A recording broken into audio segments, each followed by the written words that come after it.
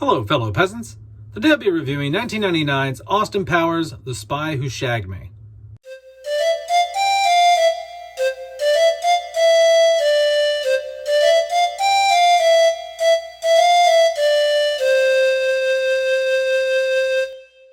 Alright guys, so I watched Austin Powers, The Spy Who Shagged Me. This came out in 1999. It stars Mike Myers, Heather Graham, Seth Green, and Rob Lowe. What's it about? Well, after the events of the first film, Dr. Evil wants to take over the world again, so he sends one of his henchmen, Fat Bastard, back to the 60s to steal Austin Powers' mojo from him while he's still cryogenically frozen.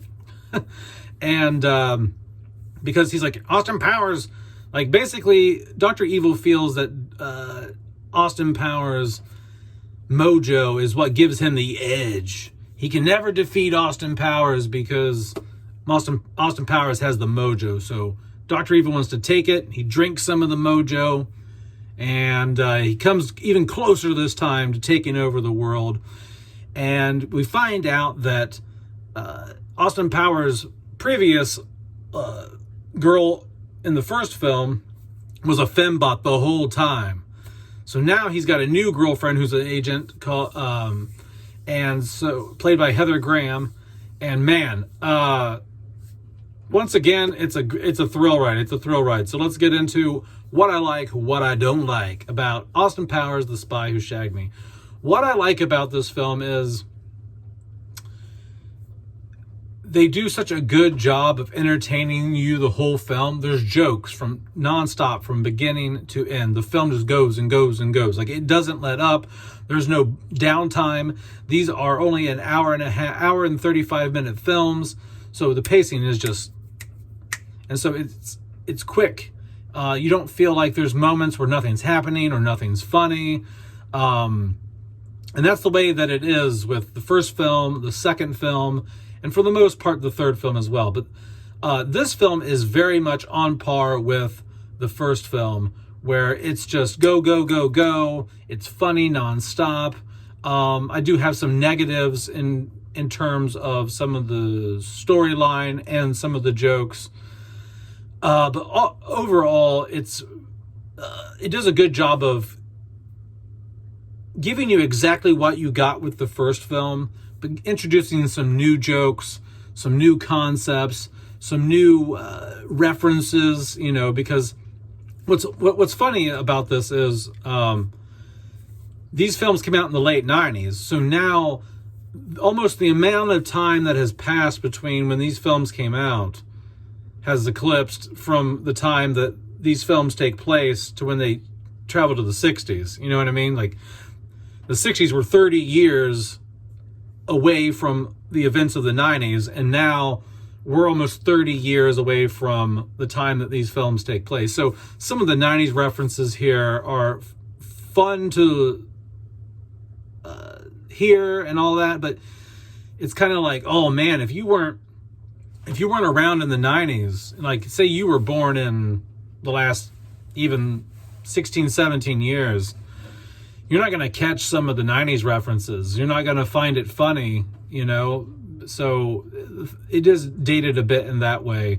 But I do like, as someone who did grow up in the 90s, and I do remember those references, I do like it. I do like the references and stuff. So what else do I like about it? Once again, just the 60s atmosphere that you get.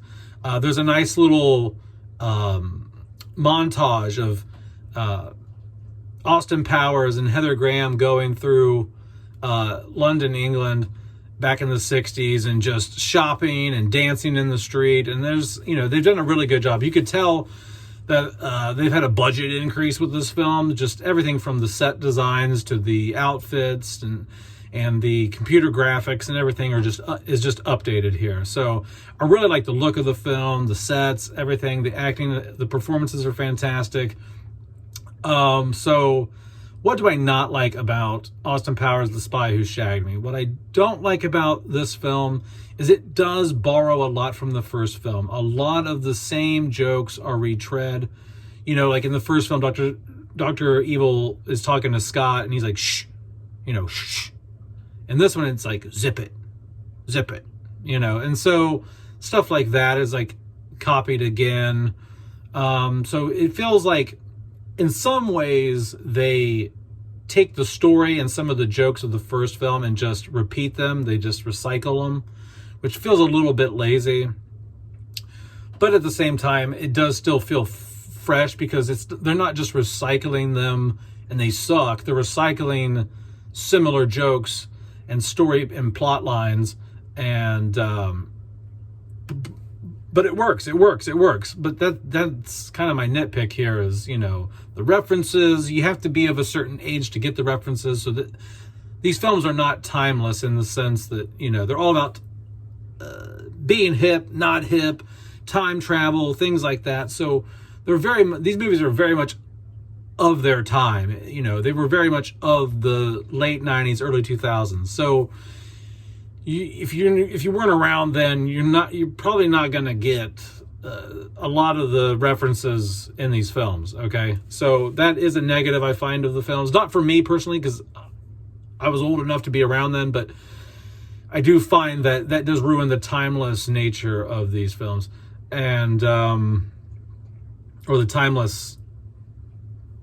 It ruins the opportunity for these films to be timeless, and the recycling of the plot lines and certain jokes. But all in all, guys, I find it. I think this one is just as good as the first film, in my opinion. I do. I think this film is hilarious. It's got a lot going for it, even though I do have some nitpick issues with it.